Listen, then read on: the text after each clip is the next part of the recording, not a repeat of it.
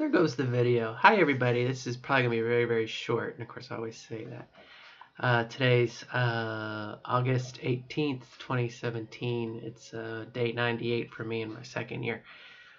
Just over 3 months, etc., etc. My daughter, I have a daughter, it's mostly about my daughter here, nothing personal or private, but she's 10 years old. Very mature 10 years old, I might add. And lately, this last week, she asked about shaving. She wanted to shave her legs, shave her armpits and everything. And I had to, this morning, after she did it last night, it was the first time she's learning or whatnot. And, you know, she asked me about shaving her legs and everything. And this morning, she said, after she put the moisturizer and whatnot on, she's like, you know, oh, it just feels so good. It just feels so soft and silky and everything. And I looked at her and I said, yeah. I said, you know, I said, one of the reasons why I wear skirts is because I like the swish of the skirt against my leg, you know.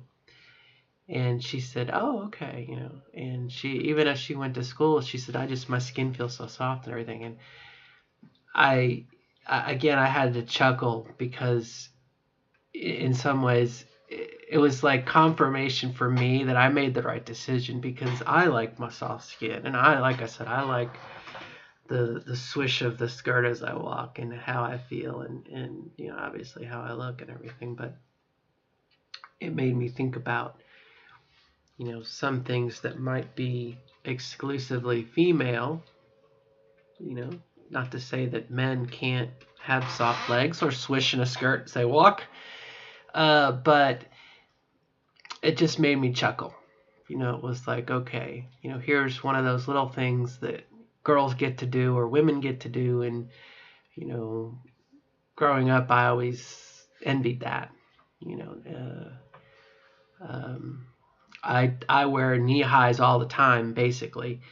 And, you know, when I don't know why I'm going to this segue, but back in the 90s, when I first said I'm transgender, and my mom was like, oh no, maybe you just like the feel of women's clothes or something like that. And I was like, no, it's just, I do like the feel, but it's not something sexual. You know, it's not like wearing women's underwear or something like that. But, you know, again, it just brought a chuckle to my face. It was like a light bulb going off for her about, you know, something girls can do and women, etc., etc. And then for me, it was somewhat of a realization, because it was like, well, yeah.